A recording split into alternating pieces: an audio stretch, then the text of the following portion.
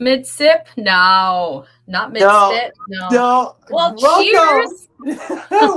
welcome, Canadian wine lovers, Carl's Wine Club members, Mira Boucher. Carl Welcome, Boucher. welcome. Mira made a mission to cut me mid sip at the beginning, and I had to really quickly spit it out. I love this is the Wine Olympics here at the Boucher office. We have a few spectacular BC wines open. 3 reds actually in my glass right now. Oh, maybe I forgot to pour Exclusive. any white. Did I forget to pour any white? Oh, darn Oops. it! Oops. And guess what? Winemaker Richard Da Silva is joining us in about 15, 20 minutes, maybe sooner. So we are so excited to get going. We had the most epic 4-hour Zoom last Thursday with members. If you were on that call and you're here, leave us a note. Let us know. Say, I was there.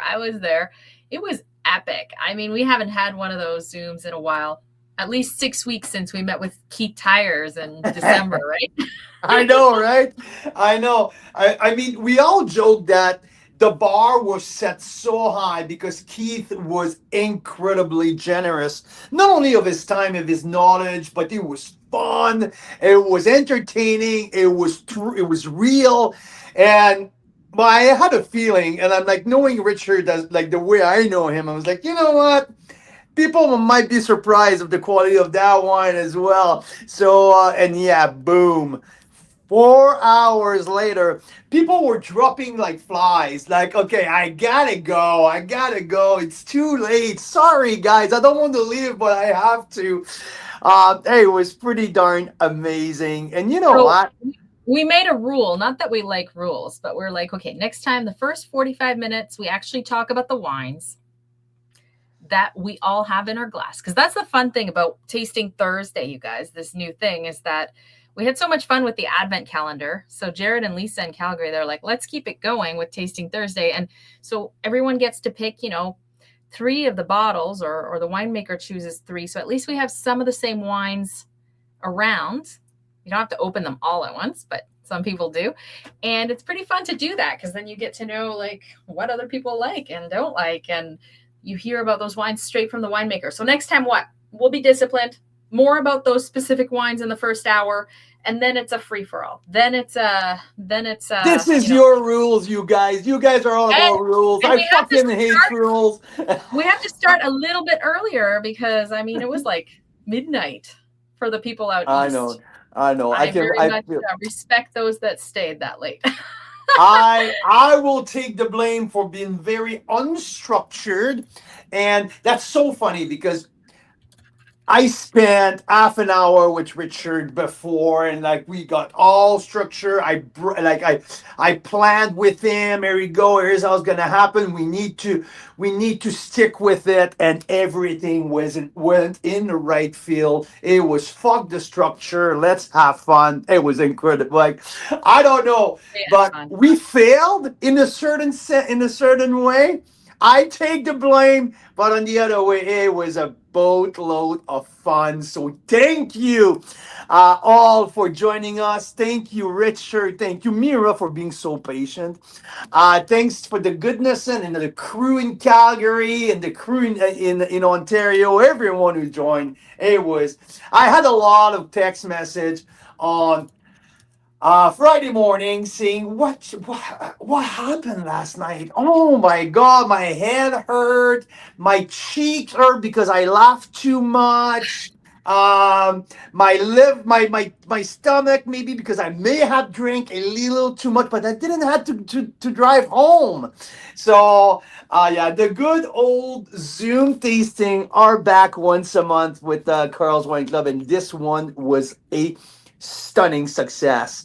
We I mean, we have some raging fan of Syrah in that group. Okay, I was assaulted. Richard and I were bullied on that on You were that call. assaulted on Zoom? Yes, we were assaulted and we were bullied by the Oh, members. But you know what? We responded and we got two vintages of Syrah for all of you, bunch of bullies. right. That was the mad rush to like try and grab the Yeah. Syrah through the computer, I guess. Like Yeah, the new one. exactly. Like grab it, grab one, grab two. No, we got 2021 Syrah, 2022 Syrah. I had tasted 2021 before, where I believe that I rated it 92 points or 92 plus, something like that. And now I have 2022 in my glass.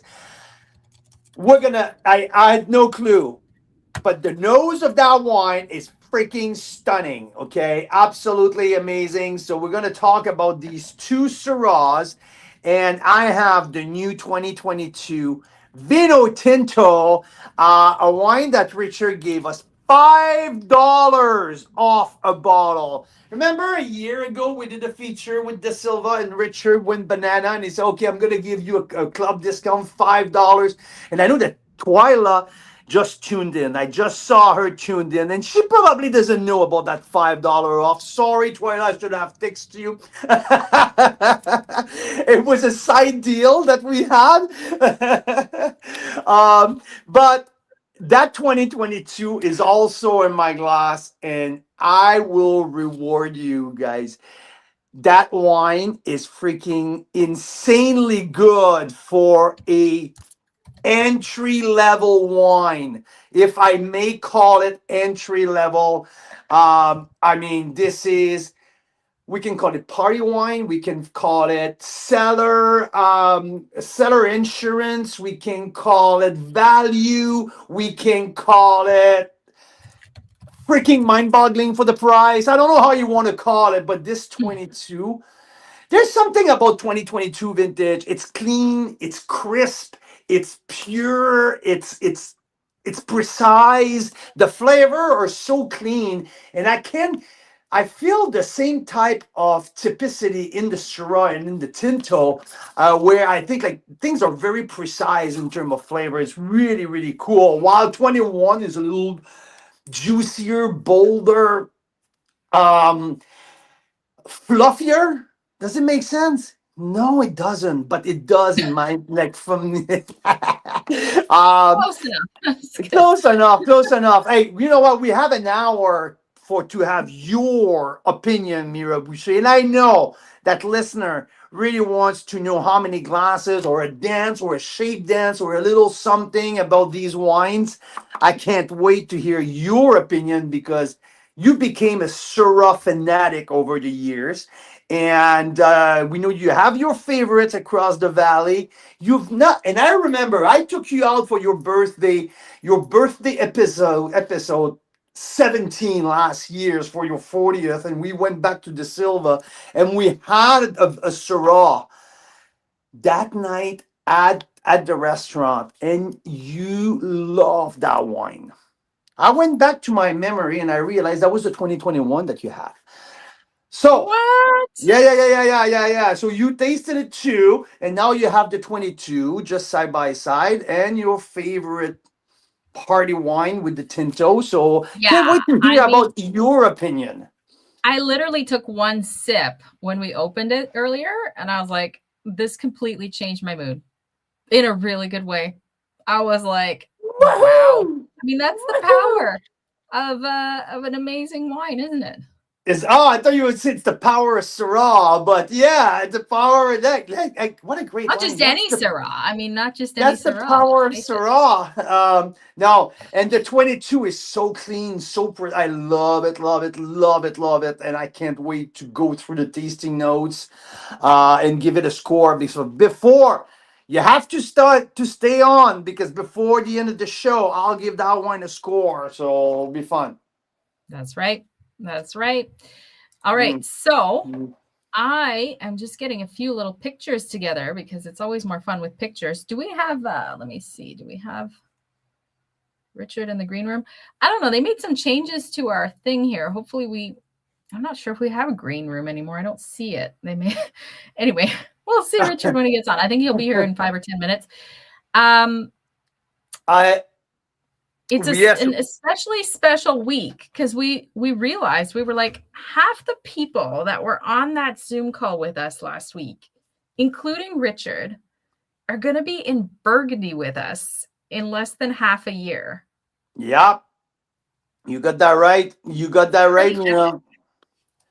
And that's funny because when we approached Richard and Twyla to come with us, there was a few like the thought process was first and foremost they're awesome people. They are super fun, and we always like had a good time with them. So first, yeah, it would be great. They're going to be great travel partner.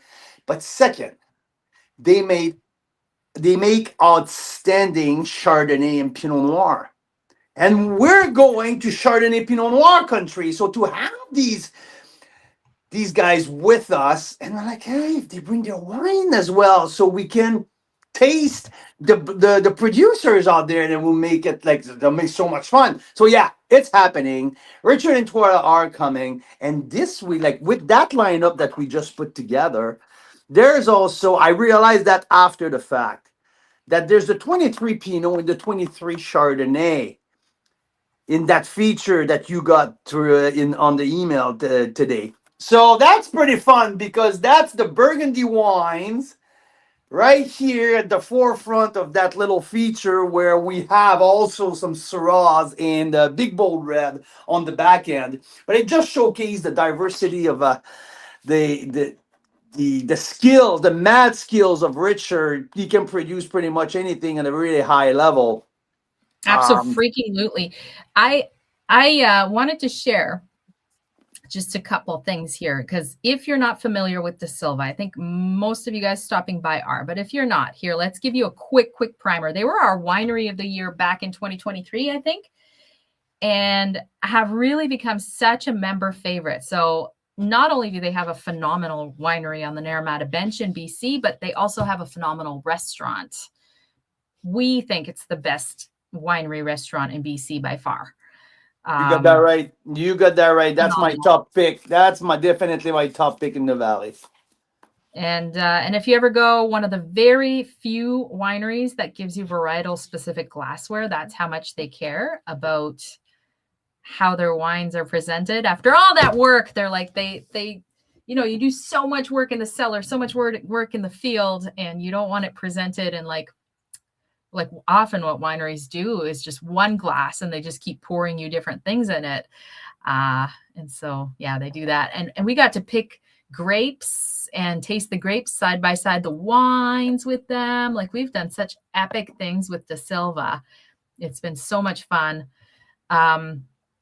So yeah, I just wanted to flash That's some great memories, Mira. I love inspiration watching on the those screen. pictures. See, they put Absolutely. us to work. This is part of what we traded for that Syrah access, okay? 2 vintages of ultra rare Syrah. They accidentally gave us the wine club pricing too. Don't tell Twyla. She might still be on. But so that's super limited time. I don't know how long that will last for. One of the Syrahs is almost sold out anyways, but yeah, so this is Da Silva, if you aren't familiar. And this sparked quite a bit of controversy because people were like, what? Is that a wine in a box? Yes, it is the best wine in box on the planet. It is snapped up like hotcakes every time they do a little release of this because it's so handy, and it is literally the same juice that goes in their bottles. So it is not like, this is super premium wine in the yeah. box, and you don't have that enough. Like, not enough wineries have the brain power to Yeah. freaking do that because people's perception is wine in the box is crap wine, right? All leftover, and it's a it's a money grab. You can get good juice. No, what you get in these bottles, that's what goes in the box. So that's the special thing with Da Silva, and that's why when our members tasted that, it was maybe a year and a half ago the first time we did it. Yeah, they got The sold rose absolutely flew off the shelf in the sense out. that Richard was like, time out, we're running out. I need to rebag that Yeah, rebottle, it was like epic. bottle. Yeah, And another thing absolutely. that came up that we've talked about before is, I mean, Carl, you went to pour Da Silva, Nobreza. You were asked to bring a couple spectacular examples of Canadian wine to a fundraiser in Las Vegas with the who's who of the wine world. You were pouring this wine next to Opus Guess One. which wine was right next to one of our Canadian icon? We had Opus One, 2016 vintage, represented by the brand manager, the international brand manager, right next table to us. And we had, just like that, at the Cirque du Soleil, biggest fundraiser event of the year in Las Vegas at the MGM. And Nobreza 2019, Yeah. Meritage from the Silva, Yeah, baby. absolutely turned head all night long. It was incredible. It was so amazing to see people's reaction when they tasted that wine. Yeah, Very, one of my very favorite event that I attended in the wine yeah. business throughout my Yeah. career. Incredible. Incredible.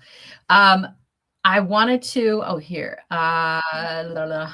So this is the menu. At least it was last year. I think it changes a little bit year to year. Look at this stuff. It's all tapas style. Anytime we go to the Da Silva kitchen, their restaurant overlooking the vineyard there, we get the chef's choice, which means that they just keep bringing you tapas and they're so freaking good.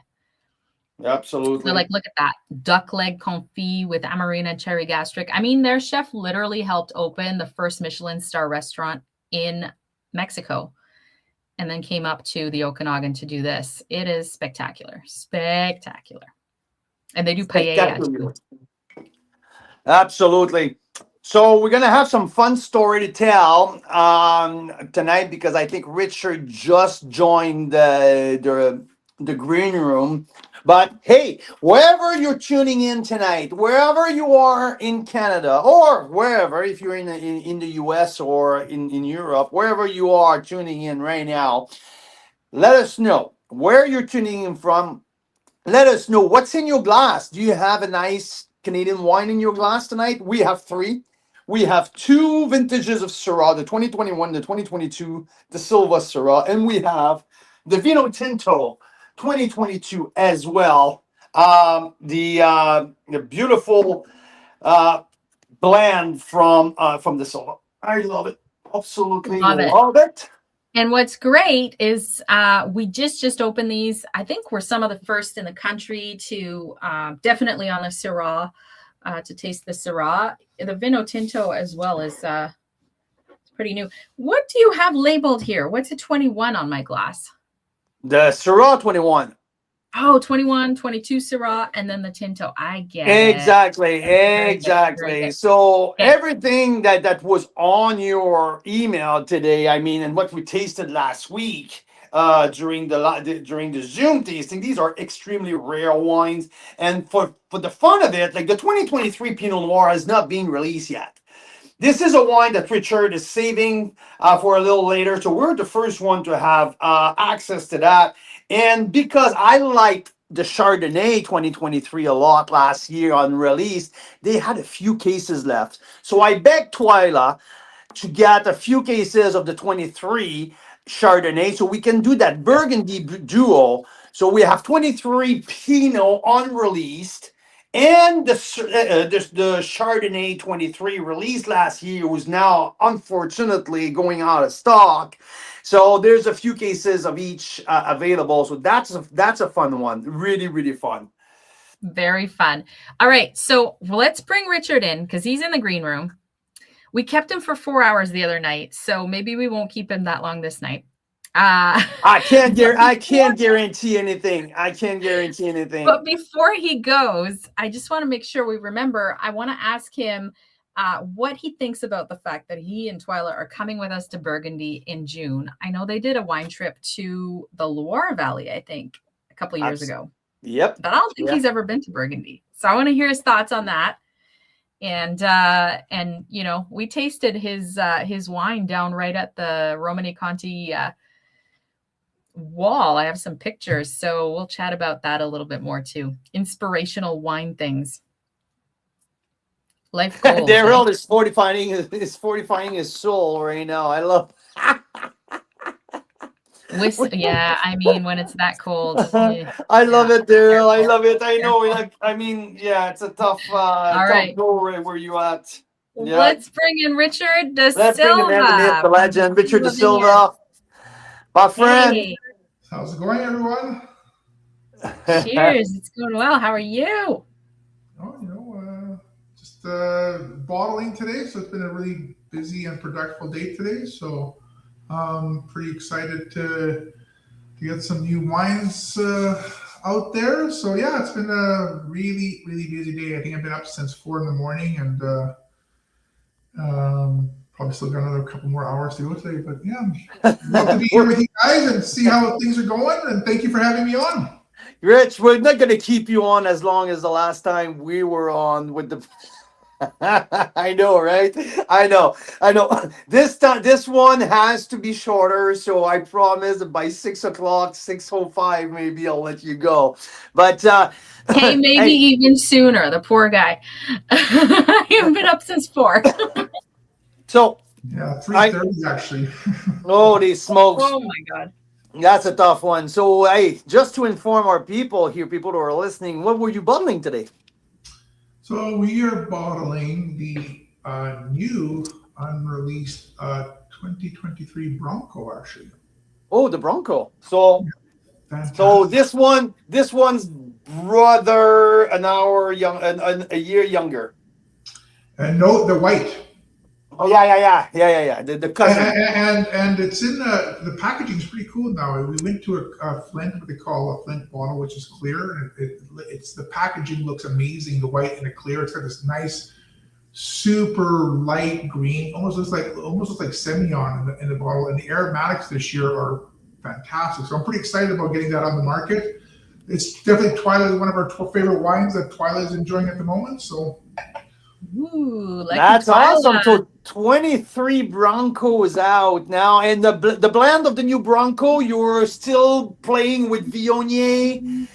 You have like, did you got a little bit of like what do you have in there? Pinot Gris, Viognier, some a little bit of Gewürztraminer. There's some orange muscat, a little bit of Chenin. But yeah, it's the deal. So we're also going to be bottling. Tomorrow we're bottling the new 22 Merlot. We're bottling the new Malbec 22. Ooh. And still from Cabana Vineyard? That's that's the last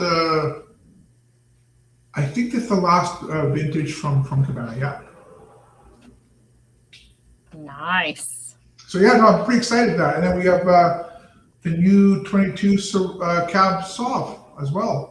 There you go. So, okay, so speaking about Cab Sauv, remember you said you couldn't remember, like you didn't taste it the 19. Did you had a chance to have a sip of your 19 Cab Sauv before you got sold out? I know I had that bottle that I had here, so we did have a chance to go on it. It was fantastic, and it's such a such a great year. You just keep forgetting. It's like we're taking you back in time, and certain things are challenging vintage, like I said to you guys, but the wine was showing so well. I was actually kind of sad that I opened it. If it for longer, but oh well. I know, right? But it's so good. It was my one of the night. But we had so many great feedback from the night we had last Thursday, Richard. Let's recap a little bit. But I mean, back from like all the way back from the COVID time, that was the common way for you guys to connect with wine lovers. Like, I mean, just to go on Zoom and try to do a few presentation here and there. But what we experienced last Thursday was a little different here. We had a bunch of very, very passionate wine people on. And what was your, when you hung up at the end of the night, how did you feel? I mean, it was a very special and unique night. Exhausted? But no, I think it's, in all respect, I think sometimes we kind of, I almost sometimes think the wine in the glass is almost tertiary. Certainly it's, it's something that we enjoy. That's why we're here. And then, I mean, you have your members here. But wine is about an experience. And so to me, it's that evocation of an experience with what you're tasting. I would say some of the best wine experiences I've had in my past have been opening bottles of wine that were absolutely not so good. But it was, and so it tells you that, yeah, obviously you want something that tastes great, makes you think about it.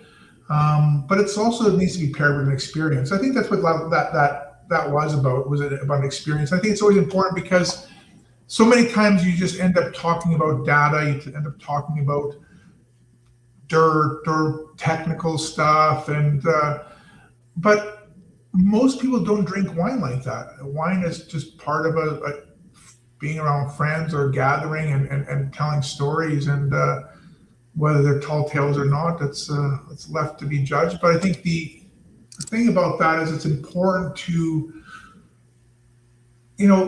obviously there's a few of us and there's a few Carlo Wine Club members that I've had the pleasure to meet we go down the rabbit hole on all sorts of, wine nerdiness. But ultimately, at the end of the day, that's, I think it's just being able to relay a bit of who you are, what the wine represents, and the why. Why is it there? Why you're doing what you're doing? So I think you just nailed it. You just brought something that I think I'm going to start right there. Okay, let's talk about who you are. Let's talk about your Portuguese origin and the 22, but the Tinto, the Vinho Tinto.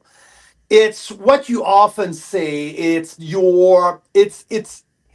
a flashcard of your origin. It's a Portuguese style red blend. And how about we talk about it a little bit, because this is the brand new release here, the 22. And how about we talk about the concept in general first, how you source your grape for that, and let's talk about the vintage after. Well, I think we need to go back even further. What is it meant by a field blend when you're talking about that kind of stuff? So I think it's important to understand. I think if you look at wine and antiquity, I mean, certainly now with the benefit of data and all of this, evolution that wine's gone through in the last few hundred years, it's definitely morphed into something else. But if you look at the history of some of these places, like say take Portugal, one of the most ancient wine producing areas in the world outside of Mesopotamia. I will give that to Mesopotamia for sure. The Euphrates Valley. But it's a lot of that was by mistake. It was trial and error. There wasn't like some great thought. I always have a good laugh in these kind of wines about concrete, for example. I mean, my family used concrete not because it was cool and it imparted all this kind of sexy stuff to wine. It was pragmatically the only thing you could use. It was too expensive to get an oak barrel, and it was unheard of to use stainless steel. Concrete, you could just make it up in your backyard, literally, on a slab of rock, mix it, cover your rock wall in it, and it actually holds some liquid in it. I mean, literally that, and so yeah, with a hindsight of a few hundred years of that, or maybe longer, we come to these great things. Concrete's this magical unicorn, and so the Tinto is a bit of a reflection of that. Literally, as a farmer, you would plant. Your neighbors would come by. Hey, I got this cutting. It's kind of cool. I don't know, what do you think? And so, you'd be going to different villages and doing whatever. And people, I got this kind of really cool grape. Give me a cutting of that. And so you start planting this stuff and see how it grows in your own backyard or in your hillside, because nobody was going to use their flat land that they're going to feed their family from to grow grapes on. They use the and literally, the Vinho Tinto and these kind of field blends was just before varietals were a thing. They were just like, I'm just going to harvest this side of this hillside. close to harvest time. I'm going to throw it in my vat. I'm going to squish it, and I'm going to make some wine out of it. I don't know. It's white, red, pink grapes. There's a whole bunch of stuff going on. They all taste good. Into a barrel. And it was funny, actually, but a good friend of mine was with cork supply, one of my cork suppliers that I use for all of our cork actually now. We're taking their team from Canada and California, North America, to Portugal, and a lot of the really new world, really super zealous winemakers. Oh my God! So what's the grape varietal? And there'd be this blank look from the winemakers, like, say what? Like, what's the variety? It's like, I don't know, it grows over there. It's like, I don't know.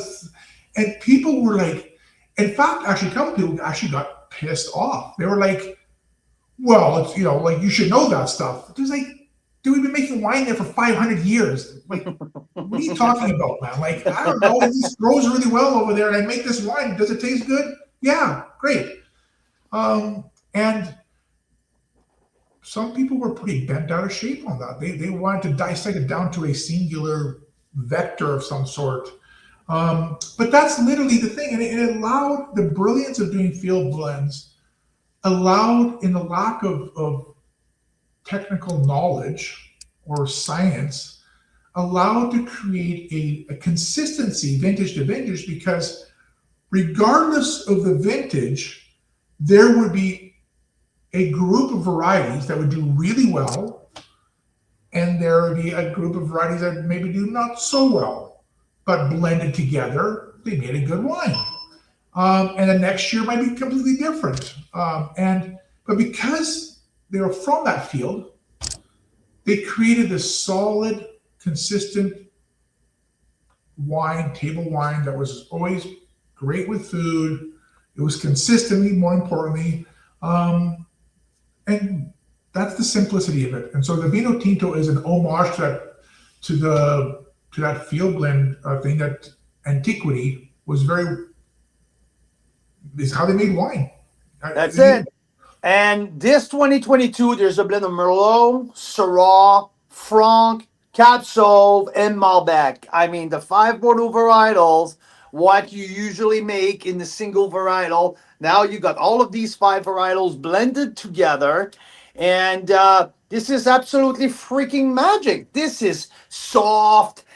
There's good mid palate, like the good weight. The alcohol, I mean, like you're probably clicking at what? Yeah, 13.6, so just under 14. It's not heavy, but it's juicy. I love the acid. There's a good acidity, maybe a reflection of the 22 vintage here, but such a good, easy drinking wine. Now, I'm gonna spill the beans on that. I'm pretty certain there's a few percent of fauche in there too. So we don't know, but that spine of the acidity in that wine, and this kind of almost like rusticness to the wine, I'm almost certain a bit of that is some kind of Marshall. And it's funny because I had a lady today, I won't say worked for a competitor, a big winery. She's like, man, I was wondering, she loves well-crafted. It's hard to find these days, like well-crafted fauche. It's kind of a bit of an ugly child. But I'm going to tell you something. If it's the case, and I don't know, there's some characters that are similar, some that are not. And I'm going to hold those cards close to me, what those characteristics are right now. But one of the things that in a blend that it does do is it adds freshness and acidity, which to me is really important in what the utility of this wine is. Food wine.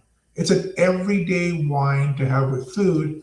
And so we have the fruit, we have the structure from those different varieties, and even some little magic,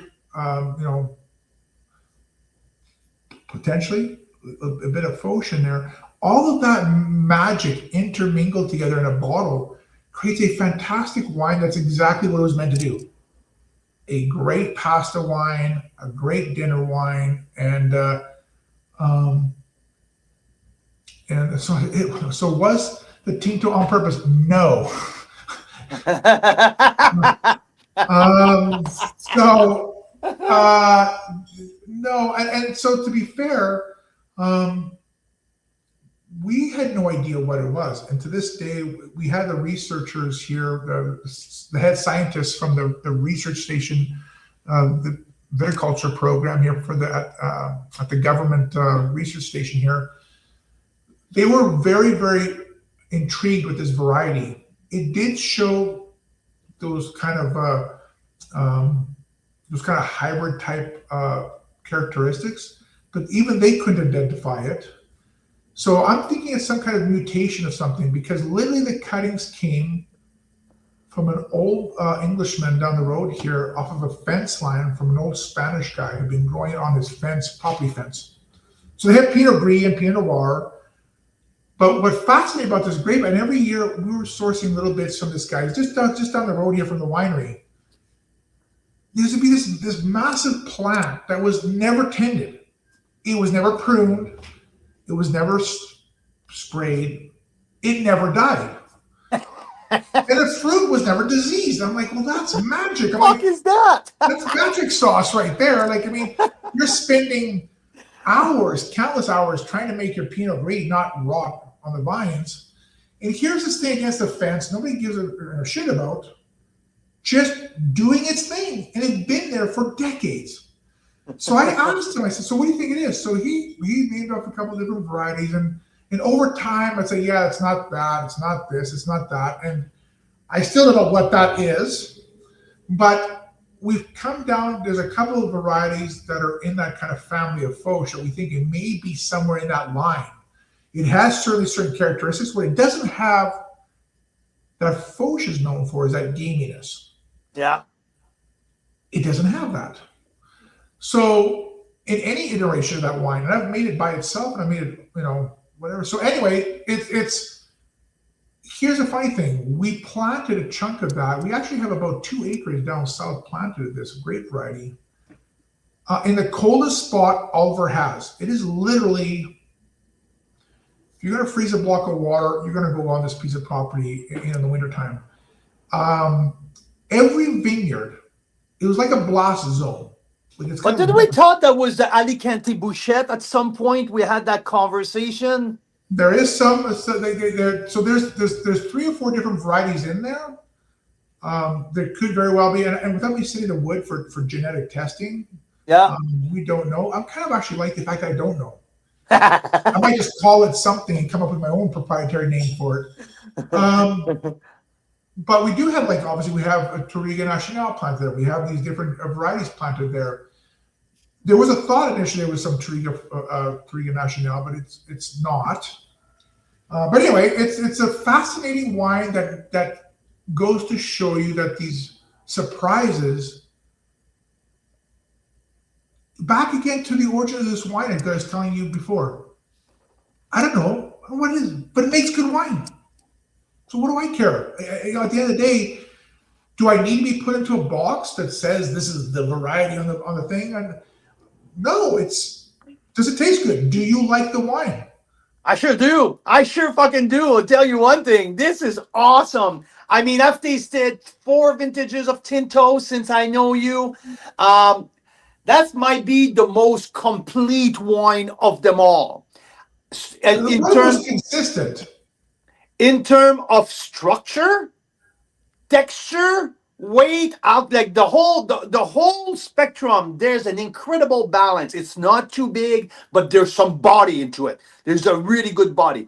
I love the backbone of that wine. There's a structure, there's a tannin, and there's layers. I don't know, and I'm not gonna bug you about the proportion of what, but what is the? Don't ask me because I have no clue. Yeah, exactly, right. And is Merlot the backbone of it, or there's no? No, it really depends vintage to vintage. But again, I think when you're doing these field blends, that becomes less important because they're not. No one component is major in it to some degree. Yeah. They're all 20, 30% pieces of the pie at most. lots of 5% pieces in there and stuff like that. So I have purposely made it a point to not pay attention to where the wine, like when this wine's happening, I don't ask for that breakdown from my staff. So when we're putting a tank, I just, and this is a unique thing about this wine that doesn't happen very often. Those that may make wine or from wine industry that are watching this tonight, or maybe watch this in the future. I start the fermentation. The first batch of wine comes in, and all we do as the grapes keep coming in, we just keep adding it to that same tank. The original batch may have started fermenting a month and a half before, the original batch in that tank. We don't ferment them separately and then blend them afterwards. We have one tank, and it starts at the bottom, and we just keep topping it up with grapes. We just crush it straight into there. And it's fascinating. And we try to do it with the white. The Vinho Blanco is similar, but we do have to add a step in there. We cold set it off from gross lees. Yeah. Then we stick it into the same seed tank. So it's some winemaker friends are like, well, that's kind of cool. I mean, it's something, and I think some probably do it more than they say they do, because it's such a convenient way. It's about, think about 50 years ago. If you didn't have monitoring systems, you didn't have all this kind of stuff. I mean, you're trying to just keep the stuff from turning into vinegar, you know what I mean? And so yeah. I love being able to just turn my brain off and just go rely right off my palate. Go, yeah, that's tasting great. So that's what we do.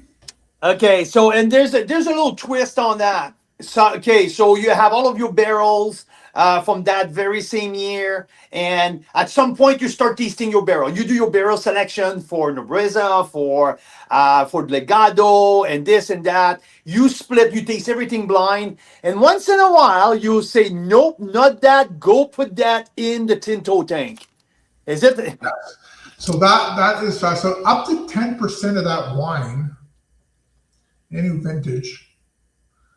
I think at one point there was a couple of vintages that probably climbed up to almost 20% of the full Tinto blend were wines that did not make the cut for my Legado series wines, which is your accountant didn't like that. I'm pretty sure. Regardless, I didn't like that. So it's kind of like, but I mean, it's something that I just did that 2 weeks ago in my cellar, and my staff were just horrified because we had a tank with you've actually tasted it before, the Nobreza, and at the end of the day, it just wasn't my standard. And I just said, rack it into Tinto, and everybody was just like looking at me like I just dropped a bomb in the room. They're like, "What?" I'm like, "There, don't ask me." I just walked away. It's not that bad. No, but again, you're creating a high bar for yourself, and so yeah, I mean, yes, absolutely. If you're gonna make that statement, you gotta stick to your guns. You should do, and I don't want to spend the night on that, but this 2022 has, yeah, like I said, that there's enough depth and power, but there's a freshness. I want to talk 2022 in particular, the vintage 2022, because we have 2021 Syrah and 2022 Syrah both side by side here, and that's going to be the segment. But 2021 was an incredibly challenging year with the heat dome that we had here. We had high weather, like high heat at a very early stage of the summer, which was, you guys never seen that before as farmer almost. It was really unconventional. And 2020, so it makes wine growing very challenging in 2021, correct? Yeah, I mean, so, it was a fairly cool spring, if I look back at it. Yeah. But it certainly, though, in 2022, it became really, really hot. Became super, super hot in September and October. Mm-hmm. The issue with, and I remember hearing, some counterparts. It was, the vintage of the century. But the vintage did end pretty quickly though. So I think a lot of people who are like, kind of like, pontificating about it. I really don't like making that call until the wine is in my barrel. That's what the vintage is like. But certainly the summer was quite hot. But the spring was cooler. The cool spring started late. And so what happens, you had this kind of weird kind of explosion. And so the wines, it depends on site, but sometimes the wines tend to be, on some places, really powerful, but don't have a lot of depth. And I think that's due to that kind of truncated season a little bit in some of those vintages and sites that were, maybe you were on a site that was already too hot for that varietal. Okay. It's those that grow grapes and make wine at the same time know that all we want is a nice long season. It gives you complexity, gives you. But what I think 22's finger mark on wines is a kind of a memorable intensity. You know what I mean? And I think that's what's kind of a hallmark that's probably sticks out over the 21 and 23 vintage. Is this peak of like in your face. So again, back to when we started this conversation tonight, it's about experiences. Wine is telling you a story about the place. That's not wrong. That's, if the wine shows that kind of persistence, the kind of like this kind of, that's great. That's part of the story. That's what wine is telling you when you're doing small batch wines. Okay, so let's talk about the site, okay? Because I'm gonna come back 2022. I'll give you a score after. I love we talk about power. We talk about what I'm coming with. It's precision of varietal. This wine, that Syrah 22, has such a Syrah profile. I mean, there's a precision of the varietal typicity in that wine. That's what really, really, really sticks out to me. And there's a freshness. There is a really beautiful, beautiful precision. Now, what I want you to tell our people who are listening right now, it's the source of the grape. What we have here, it's a wine from the Golden Mile. So it's from a vineyard that, I mean, is it a farm from someone from your family? This is the Sunrise Vineyard. Is it a grower that you know from long time ago? Can you tell us a little bit the story about the dirt? Yeah, so the Sunrise Vineyard, I named the vineyard. It's kind of funny. Some of these vineyard owners will come in and they'll take over these properties. They don't understand the story, and so I said, well, I know the name for the place already. And what do you mean? I said, well, Sunrise, and it's a nod to a gentleman by the name of Arthur Toyer, prolific grower, nursery agriculturalist in the Okanagan in the late 60s and 1970s, and kind of into the mid 80s. My dad was his field foreman, and he had a business called Sunrise Orchards. There is some written about him if you do some Googling on Arthur Toyer. Actually, I was born and raised on the Oliver Nursery site in Oliver, on one of the farmhouses that my parents were farmhands in the farmhouse. And so the fast forward to this particular site, my parents' site is like about 500 yards across the east of this property. And he owned this site. One of his many farms, the C.C. Yench Vineyard on Road 13 was one of his places, and a bunch of other places. But anyway, this vineyard is by the original, what we call Toucage Vineyard. It's what people know as Rust Vineyard in Oliver, Rustico. Yep, Rust. Wine company now. It's gone through a bunch of different names, and Well, I But mean, Richard, Ross are making some of the most awarded Syrahs from the Okanagan. I mean, then they do four different sites as well. They do one from the Similkameen, one from the Golden Mile, one from the Black Sage Bench. They have site specific that we really focus on Syrahs. yeah, so and this so to this site, this was Arthur Toyer at the time lived at this property, and so I named it as an homage to Sunrise Vineyard because the site beautifully faces east, great slope on this alluvial uh, fan shape off of the Testalinda Creek, and extremely rocky. Lots and lots of river stones and rock and gravels, big gravel. And yeah, so to me, it was a magical site, the Sunrise Vineyard. And so I was very, very happy to have actually been able to label it as such. So I grew up on that place. And worked there alongside my dad when I was young. And so yeah, the vineyard site, or, well, it was an orchard at the time, held a lot of meaning to me. So this wine kind of is special because when I was able to collaborate with the grower on this site, I was extremely excited because of that heritage. And they've been selling it already for a few years to some other wineries, and nobody had kind of named it anything. And I said, no, well, we got to name it something. And I told them what the history was. The site they didn't even know about that. They're like, holy cow! And so yeah, there is the Sunrise Vineyard. And unfortunately today, what you guys see here right now, I think the 22 is the last vintage. Is the end of it. They at the winter kill, they pulled that whole vineyard out. I begged and pleaded to get them to replant Syrah in there because it's an absolute magical site for Syrah, and they decided to plant Cab Franc, which I think is absolutely not the right variety for the site. But and so there we have it, the end of that era. So Fuck!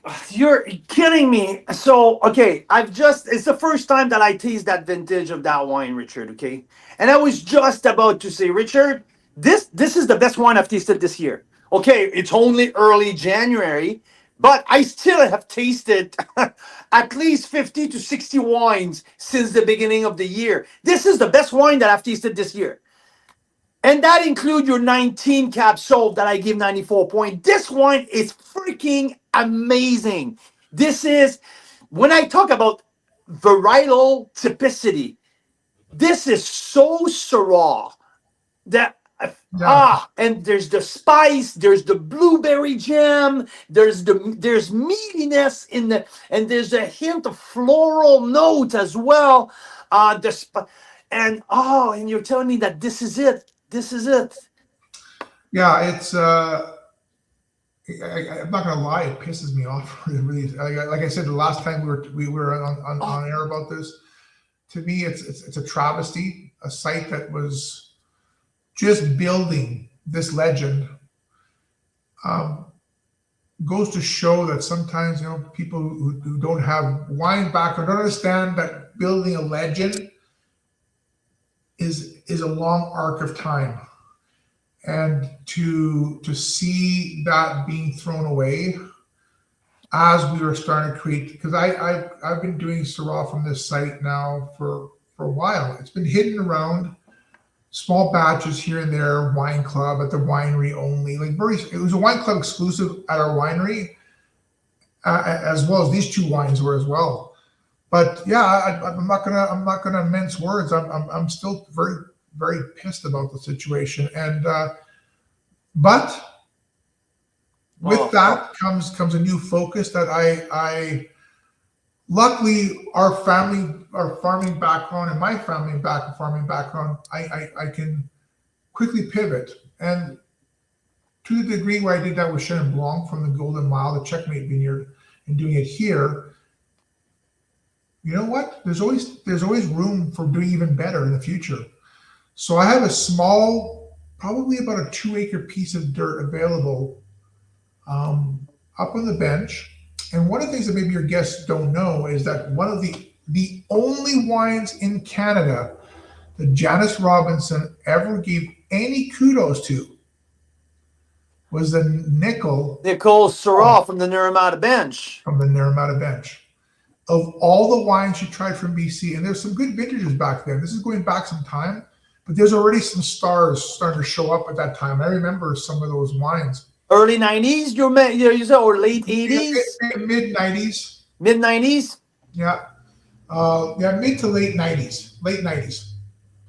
And she went gaga over the wine because it had this kind of nod to old world restraint and this finesse, like these kind of like some of those coveted Rhones that some of us have had the chance to try. And so that has always been percolating in the back of my mind. I've always been like, and so I now have a chance to plant this block literally across the street from me. The land is fallow. It's been fallow now for about 4 or 5 years. We pulled out an old orchard there. It was an old family. So the original 6 couples that moved to Naramata in 1955, the Borba family, 2 brothers and their wives, my aunt and uncle, and 2 other couples, Manduca and his wife and another Portuguese, were those first 6 couples. They were the nucleus of the Portuguese group that moved here in the early mid-1950s. This is one of their properties. So literally where I'm at, the winery site is in the middle between his other brother's property, which I swear to God I will buy one day, because it's onto Middle Bench Road. So the 2 brothers own these 2 properties on either side of our winery site. And he passed away, and a friend of mine, Jesse Graywell, his dad bought the property from Borba in 1994. So their families had this farm for quite a long time. And Jesse is a good friend of mine, but he's not in the farming business. He was farming it while he was doing dental school and while he was a dentist to help his mom, because his own dad had passed away. I would see him out here with a tractor. We'd run into each other all the time, every day. He'd be out there running bins while he was in med school, while he was working, helping his mom. It was crazy. Like, just the dedication to not letting the family farm slip from their family. But he approached me. He was actually at my wedding even. That's how close we are. Like, he was really kind of close to me, him and his brother. And he said, look, it would be great to do something here, and reflect the specialness of that property. And so now we actually have a lease, a long-term 20-year lease on this property. And on this property, on the hillside, there's an old abandoned creek that ran through this property. On the other side of the road here, there was a waterway that came up from the Campbell Mountain. And on the hillside, it's also rocky. Lots of rock, but more shale. Sort of like, it's the same piece of dirt. It's like literally about 100 yards from my home property. Like, it's kind of like right in the middle between the winery and where my wife and I live. And there's this band of the shale slab rock that and intermixed with this kind of creek alluvial gravelly sands in there. And so the idea has been percolating for about 3 or 4 years. I'm like, that site says Syrah. It's just been kind of like just constantly boiling in my mind. And that's definitely now a big thing. And we've actually identified the clone that I want to plant there. I'm not a big clone guy. That's why you never see it on my wines. I don't care. But there's a clone out of Washington State. Let me just see if I can find a name here for you. So there's not going to be a cutting from the Golden Mile property because everything got pulled out. So the vines died. So it's going to be something different, but something more northern profile, because the Naramata Bench is much cooler than the Golden Miles, right? Exactly. I'm going to just give me. I'm just looking through my notes here because it's called like. Well, while you're putting that out, like I have to say to people who are listening right now, this is my wine of the year so far. I know it's early in the year, but this is that. I mean, 2021 was good. When it was a little bit more plush with a little bit more weight. This is has a structure, but such Syrah, extreme Syrah in my mouth. It's just, and the spice, the white pepper just linger. Oh fuck, I love that. Oh So I have to ask something because the Vino Tinto was the first wine in the three wines you left me here, Carl. yes. And I almost forgot that I had Syrah coming up next because I started drinking that. I'm like, ooh, it's good. It's really good.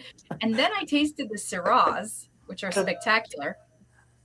And of course, this is the. So it's called the JP clone, by the way. For The those what? who are nerdy out there who want to know.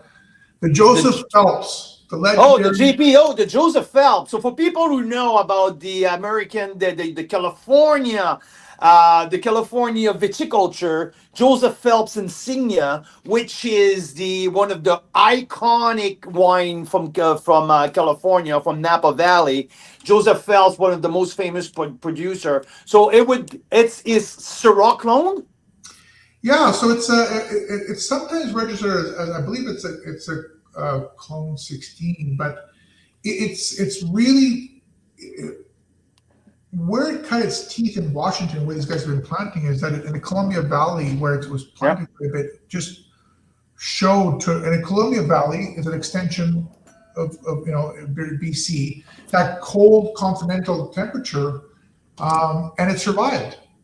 So most people think of cold Syrah, climate Syrahs, they'll think of clone 03, not to get down this kind of rabbit hole, but the JP, Joseph Phelps clone, there's a special variant of that in Washington State that's been known to be quite hardy and robust. And so Okay. I'm going to be planting both clones, the 03 and the JP clone, and stay tuned. There you go. Hey, Richard, there's Jeff and Steve. Jeff and Stacey are coming to stay at your place, so wait for them to plan that, put them to work. I know that Jeff has volunteered his wife for at least a full weekend of work, so we can have access to Syrahs. So, Well, I'll have a shovel waiting. but that's a very exciting plan. Site. So I mean, So my question was, and sorry if you covered this while I was sipping on all these wines. This is 22 Vinho Tinto. Yeah. This is the 22 Syrah. There's some similarities, and I freaking love both of them. So there's that there is Syrah. a tiny bit of a Syrah in the Tinto. There's some, but I don't think it's enough to create what you're probably identifying, which I think is the vintage. The specificity of the vintage, that kind of, you truly, at the end of the day, there should be a common denominator across those wines if you're truly creating wines that are terroir and vintage. Yes. Reflective. And so, to me, what you're sensing is, I don't think would be. I would attribute to the small portion of Syrah in it. But I think you're kind of the specific fingerprint of that vintage on those wines coming across, specifically within the house style. I think it's funny. I was just talking today at the bottling line today. I use a co-pack all of our wines at a beautiful facility across the road, around the corner here at Poplar Grove. They have a great modern bottling line there, and I can just go over there and bottle my wines. It's fantastic to be able to use some great equipment, and they're very, very helpful. And we're talking about today, and Eric, the youngest son, he did some winemaking down in New Zealand, and he's just so he's been around, he's traveled and worked and did his studies. He's like, now I'm starting to get used to your wine. Like there's a specific, like when I'm smelling it in the glass, there's a signature. So what you're getting is both the 22 specificity of that vintage kind of coming through in its fingerprint, and the market leads in the wine, but also you're identifying a little bit of the house style that kind of permeates through all the wines we make. I mean, we don't have a lot of Decanter magazine type of article right on British Columbia, and that's why you see my head. I was just but Decanter magazine wrote a piece about the 2022 vintage in the Okanagan, specifically about that vintage, and he was saying that this vintage has potential for people who knows what they're doing, has potential to be one of the most beautiful vintage of all of the vintage in the last 20 years because of the balance. It can have so much balance in that, and that's what I mentioned to you early on. I feel that wine is so balanced. I think the thing for me is they're two they're opposite sides of the same coin. The 19 and 22, there's balance, but very different. Yeah, To me, true. the 19 vintage to me, that was the incubator or the crucible that Nobreza was born in. To me, it's an elegant, a finesse. The 22 has a balance, but a very different weight. With power. There's more. 19 has more elegance, I would say, but 22, I feel there's more power. There's more muscles. Yes. No. Yeah. It's reflective of that heat and everything. And so the danger sometimes you have in those kind of vintages is to how do you rein it in? How do you create balance? Mm-hmm. It was there to people that had, again, just like in 19, again, reflective of, and the common theme through this is knowing where these best sites are to grow these specific varietals. And you get a very different wine. You get obviously a very balanced wine 19, and you get a balanced wine 22, but it's a very different experience. Mm-hmm. From a weight, the tannic structure is also very different. 19 was more grippy. There's a little bit more softness.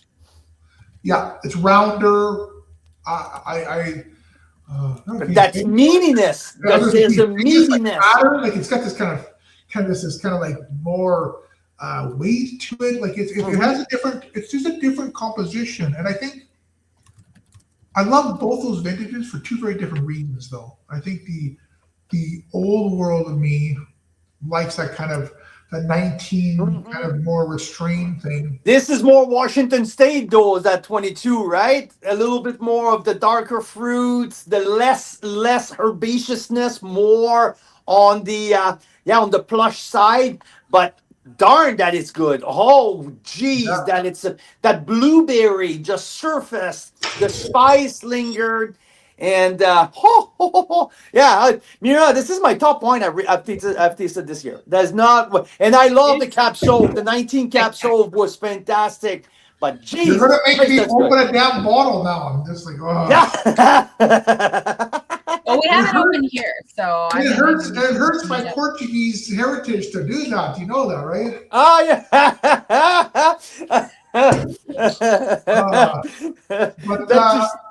That's too good. I'm like, I'm just. Fuck, that's good. There's how long have you had the decanting for on your side? Like, how long have you had the bottle open for? I opened the bottle, I would say around 3 o'clock. I poured it with the Enovino. And so like I felt like, yes, it's a little rounder profile because I know that I Enovino it, but that is good. Showing a lot of promise already. So let's see. It's live. We're live here with Richard Da Silva, opening up the 2022 Sunrise Vineyards from the Golden Miles. Just together here. Yeah, I know. I know. What I told Mira, I said, Mira, this is so Syrah. There's a typicity of varietal. I got the smokiness. I got the blueberry. There's a little hint of floral. That is like really, really Syrah. Yeah, it's definitely blueberry. I got like a blueberry compote. Blueberry compote in it a little bit. It's very floral violet on the nose original, like initially. Like it's got this kind of violet, like a Yeah. kind of really, really. Is there such a thing as a ripe violet flower? I don't know. Really, really well mature violet. Expressive, right? The juicy violet. Because I have the 21 right next to it, and the 21 has more herbaceousness. This is a little bit more of herbaceousness, espresso coffee, maybe a little bit more black olive. That's fantastic, actually. I'm like, Yeah, it is. It is. I told you this is. I told you this is. Holy shit, that's good. and I do. It's getting interesting. I can. This vintage, I think, was leaning more towards the American oak as well, and I can actually.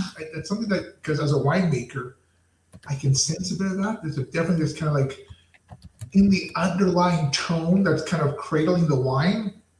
I can definitely get the barrel toast in that.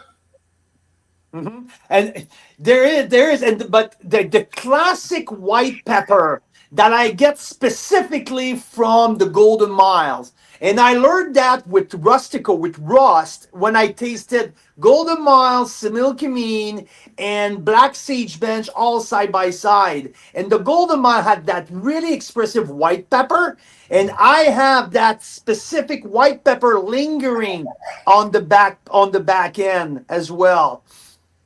And the tannic structure is just so beautiful. Yeah. Wow. I know. Wow, eh?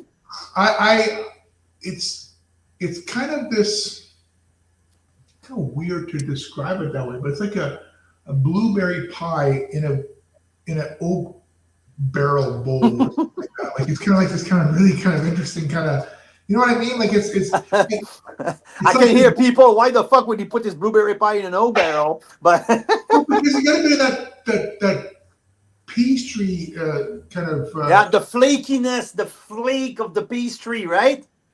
Right, that's fascinating. And it'd be interesting to see where this develops over the last few hours. It's now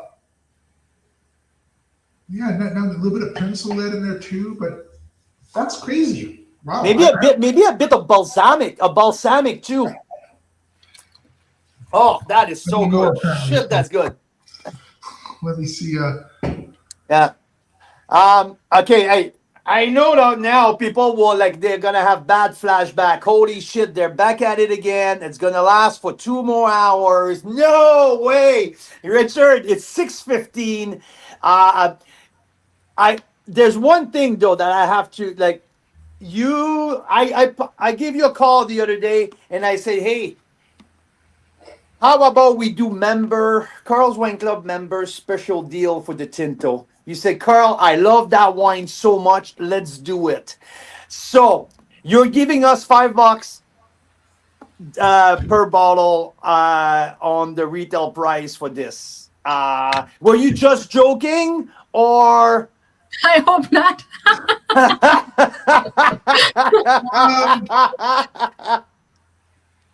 Oh, yeah.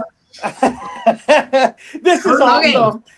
So at any point, Richard might cut this off, guys. So you've got to get your orders in. At any point, Richard can pull the plug. Okay, guys. So fascinated with that Syrah. It's pretty crazy. Anyway, I got to migrate from there, but.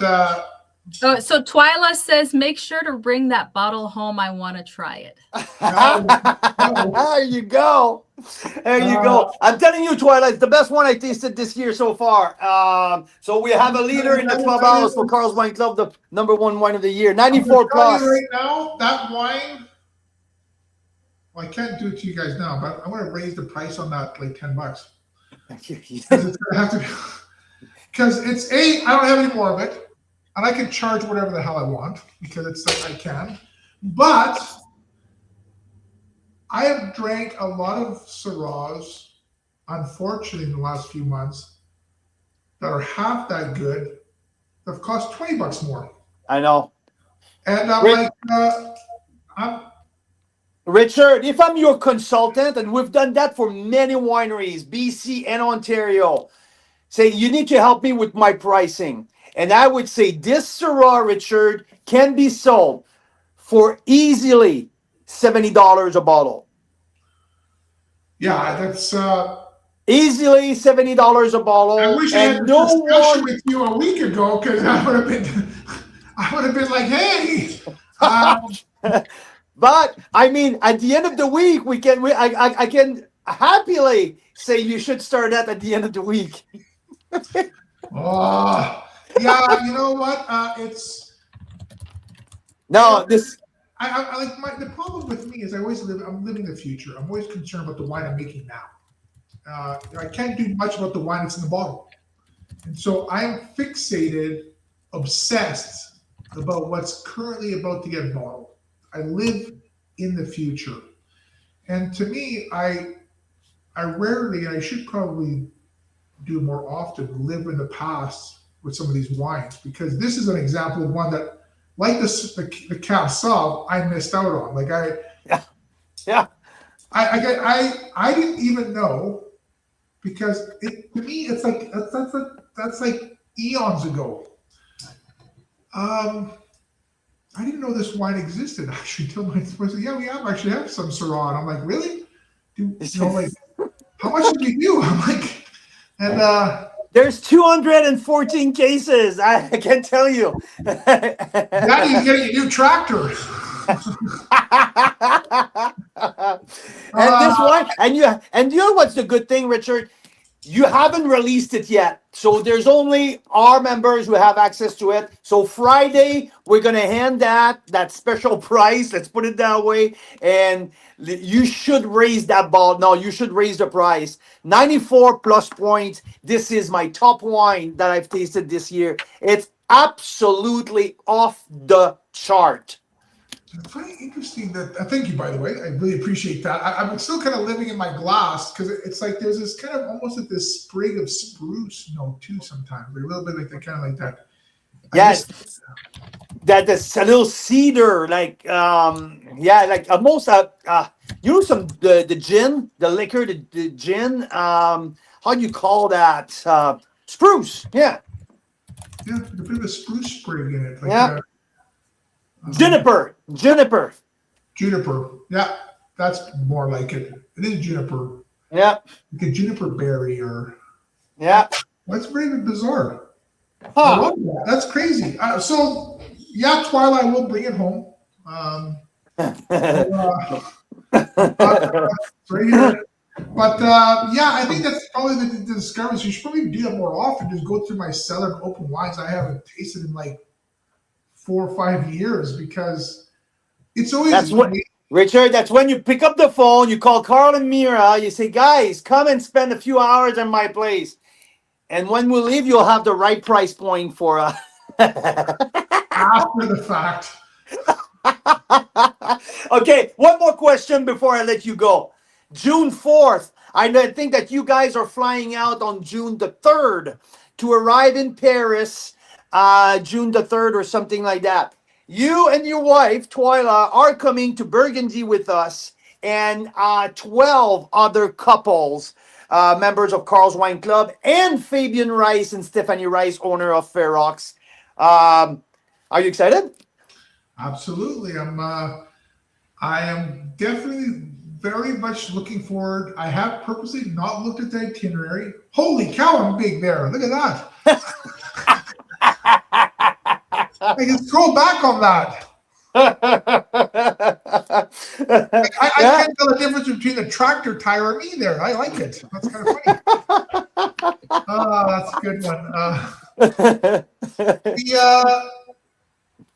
Well, you know what though? I on that note, by the way, I think I have to go back to WestJet and say, hey guys, I've just saved you guys an extra person on this plane ticket by me, being exercising. I should get credit on my flight ticket for that. So I'm going to try to figure out how I'm going to work that into it because that's definitely going to save them a whole bunch of weight on that plane. But that being said, I think I'm always fascinated by the old world. I'm always fascinated, more importantly, though, by the similarities of our crafts. Mm-hmm. When you take away, and you probably see that if you got a guy like me there in the cellar, the dialogue changes from like the pitch. right? The slick kind of like, hey, we're super cool, to like the reality of farming, the reality of winemaking, and the similarities that exist. And it's I'm always fascinated. Twyla as well, when she comes with me. I'm like, okay, I like the gloss, but I really want to get into the nuts and bolts. Like, what is it like to farm here? Like, what's going on? What are the challenges? What are the things? And it's like the common struggle of being a farmer wherever you are in the world is so similar that it's and it gets rid of all pretense to me. Like, it just, I was in the Holy Grail. To me, like you guys know, I love wines from Loire. I'm in the Syrah, and we're talking about those wines in Pouilly Fumé, and it was amazing to see with a producer, an iconic producer. And when you dissect the discussion, it was amazing to see the similarities and what we're all doing in our own place, of course. And so, Burgundy is is the holy grail for those of us that love Pinot Noir and Chardonnay. It's a great place to go, and I'm very much looking forward to it. It's also a place that's for focusing on those 3 or 4 varieties. I think, how many varieties they have there? 5, is it? Pinot Meunier, Chardonnay, Pinot Noir. Well, there's Melon Bourgogne that they're producing a little bit. They're producing a little bit of Sauvignon Blanc as well down south. But that's basically and the Gamay from the Beaujolais, which is right next to it. So so that's it, right? But it's a fascinating region with a lot of history and a lot of like oh god, like overthought kind of like just hundreds and hundreds of years of just so from that perspective alone, it'll be a fascinating journey for me, because it's just like, what are the parallels to what we're doing, and what's where's the net effect of having that history, like, at the end of the day. Yeah. But for me, what I'm excited to see how are you going to change your perspective a little bit after coming back from there? Like, is it going to change a little bit about like, trying to do something a little different to get the little, I don't know, that would be interesting to see what you learn from these guys. They always do.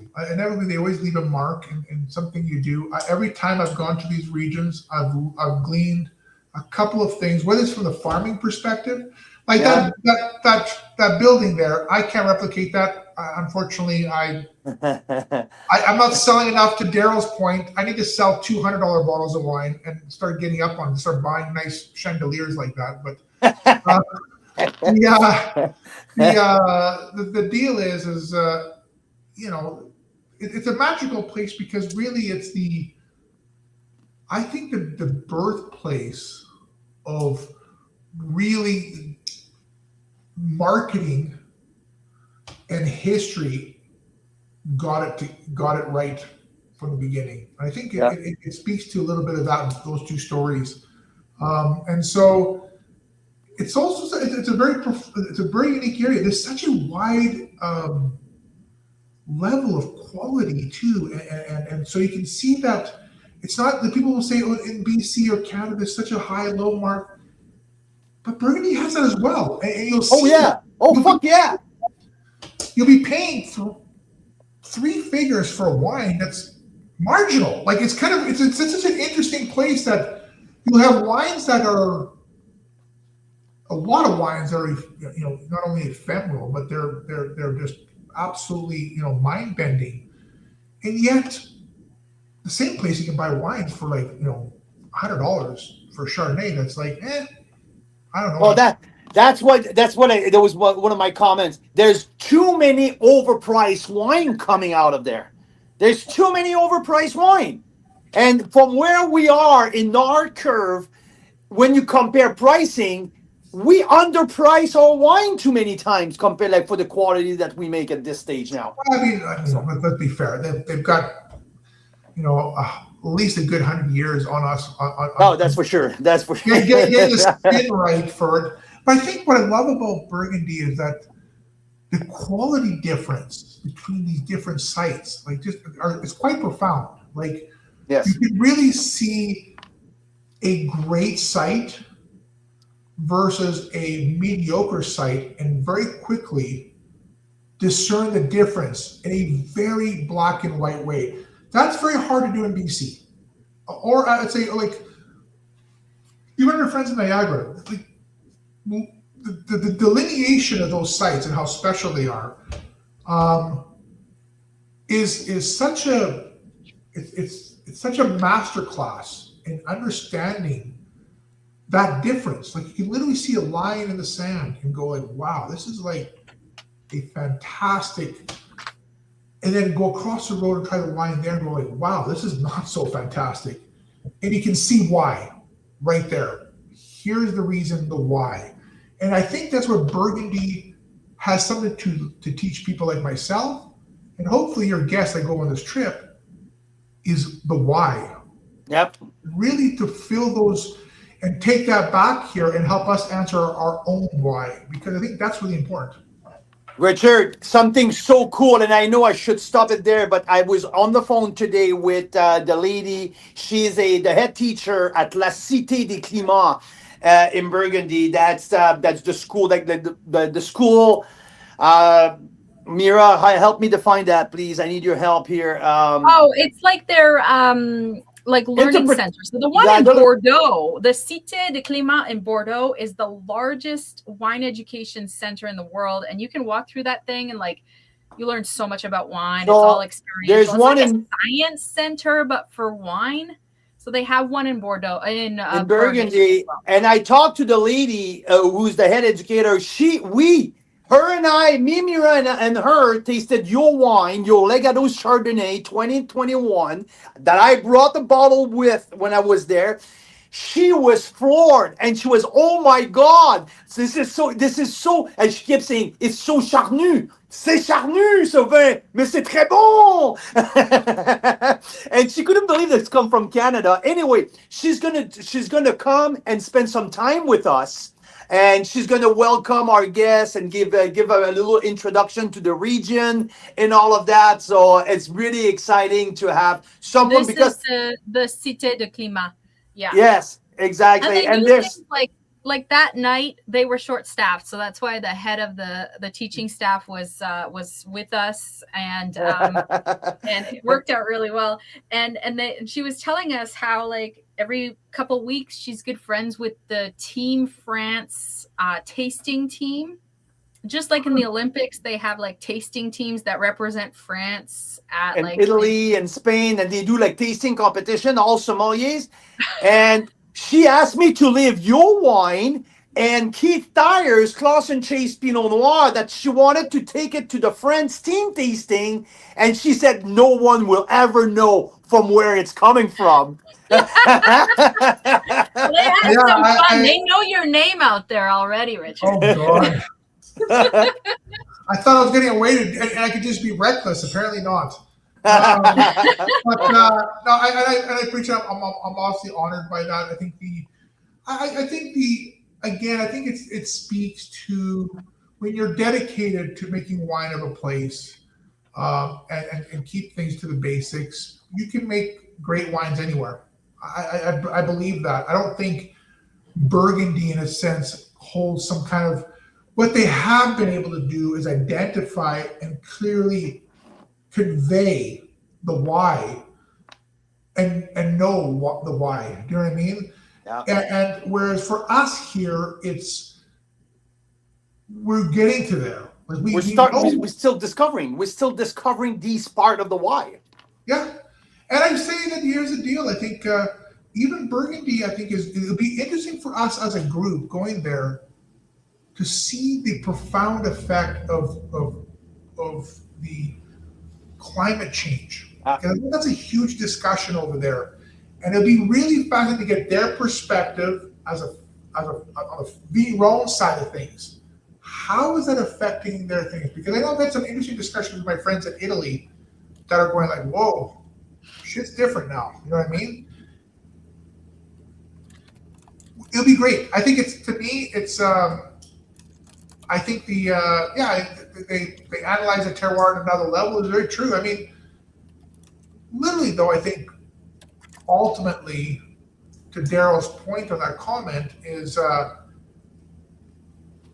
you know, they've been at it for such a long time. I mean, good Lord, I mean, they've had people farming these properties for months going back to prehistoric. Like we're talking like not prehistoric, we're talking probably pre-Roman times, or at least Roman times anyway. There's a lot of time there to kind of really start dialing it in. And I think we've only been farming in the Okanagan for 40, 50 years. Like the oldest sites were growing some crap, like maybe at the turn of the century. But look at that time scale. You have a place that's been growing grapes for, what do they say, 1,500 years?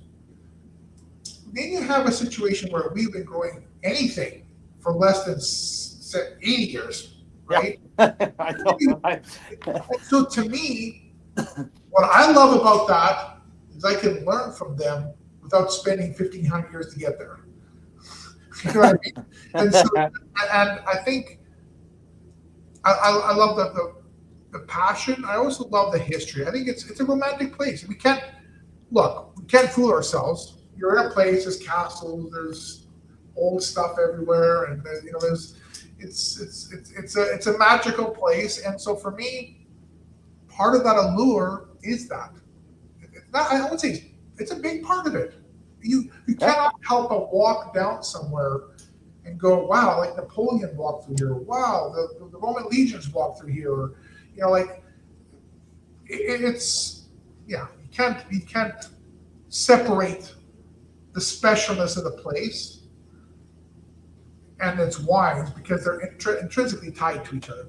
Yeah, and then the fun thing is bringing all wine with us to have them side by side. That's where it's going to be super cool, and to have the French people also to discover a few of our Canadian wines. I'm really excited for that. I'm so thrilled to taste some of their crus. But anyway, Richard, thank you. That 22 Syrah is off the fucking chart. Thank you so much. Love it, and thanks for your time again. I'll let you go on that, and we'll chat later tonight or tomorrow. Thank you so much, guys. Thank you to all your awesome members, and we'll talk to you guys soon, man. Bon appetit. Cheers. Merci beaucoup. There you go. Wow. Yeah. Thank you, Richard. That was awesome. And Twilight, you're in for a treat. I hope he brings the bottle home. And you get to try it. Because look, you always know what I like based on what empties first. Okay. And look at this. Guess what the empty one is? It's the 22 Syrah. Oh, no doubt. Next is the Vinho Tinto. Yeah. Okay. Which is 22. Okay? Yeah. I seem to like that vintage. It was quite a vintage for the Okanagan. And it has some 22 Syrah in it. And then I haven't even tasted the 21 yet. I guess I should get on that. Oh my God. What a great show. I'm floored. Like that Syrah is so good. So freaking good. 94 plus points. We're gonna post our tasting notes at the latest tomorrow morning for the Tinto 22 and the Syrah 22. But put it in the book. 94 plus points. Carl's Wine Club, and for the Tinto, I get it at 92 points as well. So yeah, there you go. Thank you. Another an hour and a half show. We were supposed to do it quickly. Oh, by the way, the Tinto, it was a serious thing. Richard gave $5 off a bottle just for this week. So, if you want to stock up on a awesome value wine, there you go. And the 22 Syrah is not available anywhere. We are the only people in the country to have access to that 22 Syrah, exclusive pre-release for Carl's Wine Club. How cool is that? Very cool. I can just see the Twyla putting her hair right there. She's like, what is going on here? Before they pull the plug. Okay, so I didn't know. So I knew 22 vintage in the Okanagan was spectacular because they had a bumper crop it helped a lot because the next 2 vintages were like almost non-existent with the deep freeze. Well, there was that, and 21 was super smoky with the heat dome, right? Yeah, so 22 was like brilliant vintage, Oh, up, lots of extra grapes and no smoke and no heat dome. So it was like a beautiful vintage. And I didn't know that Decanter did like an article about that. Yeah. That's really cool.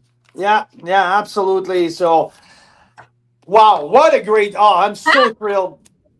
Girl Boucher, you naughty Mira boy. Boucher. I mean, thank you everyone for joining us. Yeah, me too. Look, okay, I just pulled the Mira Boucher here. Okay. Did you? Which one is your empty one? The Syrah, the 22 Syrah? Let me show you my 22. Yes. 22. That's my empty glass. That's that's my we have to tell members when I pour the wine before the show or anything, I always put the vintage and the initial of the grape varietal, if just make sure that Mira know exactly what she's tasting and I don't get mixed up. So yeah, that's what we're showing here. It's very easy for me to get mixed up. But yeah, there is a 22 on there. So you can't see it, but it is there. Okay. 22 right here. Yeah, 22 is the big highlight. Hey, guess what? Mira, look at that. What? Wait a minute. Woohoo! There's like another half a bottle. Oh! That's good. That's good. Oh, we haven't even talked about the other rare releases, okay, guys? There's Chenin Blanc, there's Fumé Blanc, there's the Rosé, there's the freaking Chardonnay, the Legato Chardonnay, there's the Nobrezza, there's the... I forgot. Like, half of these you can't get on the winery's website, and they're not in liquor stores, okay? No. They're like rare releases from the winery. There's a couple 2019s left that are aging so well. So definitely one to check out. Member only pricing. It's a ridiculous price. I don't know how long it'll last. Like, honestly, they might call us in the morning and say, no. And to be honest, Mira, Richard called me in the afternoon and he's like, man, I'm kicking myself right now. Like, there's no more Syrah and like, oh, the price. And I said, sorry, it's already been like, we sent the email. I said, that's fine. And he asked me, he said, I can't wait for you to taste it and tell me if I have to raise the price for later on. And I'm like, no doubt. Like, now we just tasted it. Mira Boucher, as a consultant for the wine industry, what would be your recommendation for that 22 Syrah? Oh, I'm no consultant. I just know I drank it fast and first. I mean, yeah. So would I be happy paying $70 a bottle for it? Yeah, like I wouldn't, I mean, obviously I want to pay 40. Right now it's 40 plus tax. Okay. But if it had to be 70, I would understand. I'd be like, okay, there's other $70 Syrahs out there. Yep. And this is probably better. So this is freaking outstanding. Holy shit. What a wine.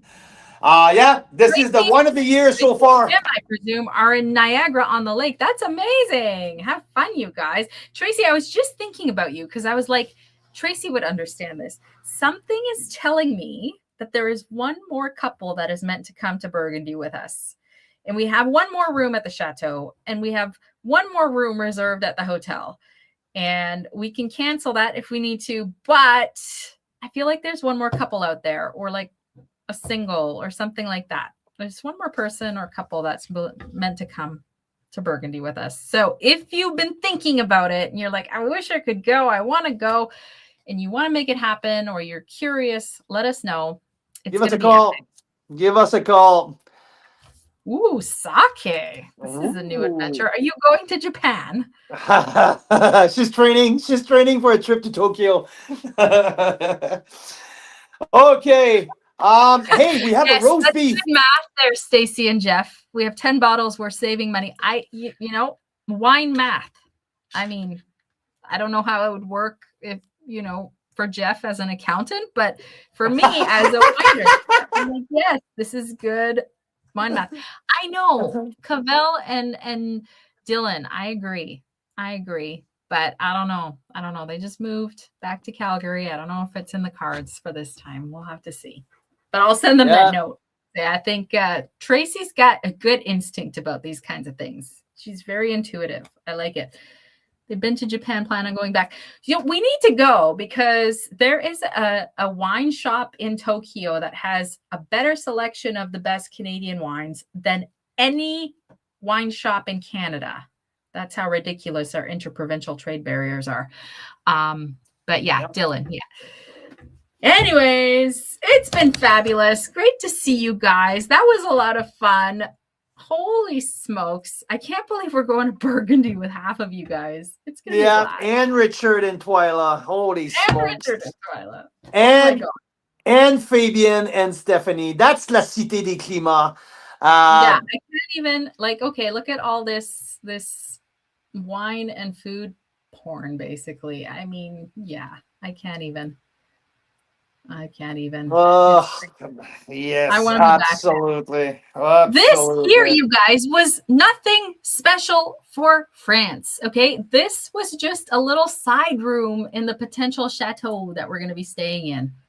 That's it. And these windows go out to a nice big terrace overlooking vineyards. Nothing special. That's just how France is. Nothing special here either. Nothing to see. This is just someone's storage area. Yeah. With I don't know how many millions of dollars of inventory. I was just Anyway. That's Mira's favorite staircase. We all want what we want for our new house. Anyway, there you go. It's very inspiring. If you can swing it, it's going to be a hell of a blast. And if you can't, that's okay. We're going to do more wine trips. Oh, we lost Carl. We're going to do more wine trips. In fact, we're going to poll you guys about where we should go next. Tuscany, Rhone. Sorry, my phone died. Mosel. I don't know. My phone died. No, there you go. All right. We said an hour. It's been 2. That's enough. Okay. I have no Syrah left in my glass. Let's go. I got a phone call this afternoon and someone said, Tuscany, Carl. We need to go to Tuscany. Sign me up. We're up for that. So I've heard we have a couple couples already ready to go for Tuscany. Okay, guys. The thing now is to pick timing. We can't do this all in 1 year. So I said to Mira, we have a big advantage. France, it's easier because I speak the language. None of us speak Italian. She said, watch me. I can learn Italian in a month. So we have it fixed. Little known fact, I have this genetic ability to pick up languages very quickly if I want to. There you go. So I'm not joking. I speed read. I can pick up Italian in New Zealand. A month. Holy smokes. New Zealand. That would be something. I love that option, Daryl. I really love that option. Yeah. So I told Mira that my dream is to do 4 of those trips every year. So as New Zealand, I love Hawke's Bay. Hawke's Bay is probably my favorite region of New Zealand. And oh man, I need some Chardonnay right now. So Scotland, interesting. We know somebody who has some kind of castle in the family in Scotland. That's kind of cool. My sister stayed there. Anyway, the rough part is to find wines in Scotland. We'd have to bring all the wines. That's it, right? So I'll let someone else organize Scotland if you guys don't mind. So South Africa, there you go. South Africa can be an option. So look, Scotland is an add-on. It's an add-on the next time we go to Europe. Or maybe this time. I don't know. Okay, yeah, we can do an extension. A Scotch extension. Mm-hmm. Okay. There you go. South Africa. I like that, Jim. Have you guys been to South Africa? I've never been. But I imagine we need to take the kids on a safari. So we will have them fly in the day after the wine trip is over. There you go. Done deal. No, so now we need to reach out to Dylan and Cavell. And their ears are burning. They're like, something's happening. Okay. I think not yet. See, I love that phrase, Jim. It's a very enlightened phrase. Not yet. I love it. I love that. I love it. I love it. What a show. Okay. That's awesome. Well, 2022 Syrah. Holy shit. From Da Silva. If anyone wants to modify their order, if you already ordered, just I think some people have. Yeah, so just do it. We'll figure it out because we're gonna pack and ship everything from here anyway. So yeah. Woohoo, what a show. I love it. Cheers, you guys. It was great to see y'all. Have a great night. Thank you. Canadian wine lovers, Carl's Wine Club members. See you next time.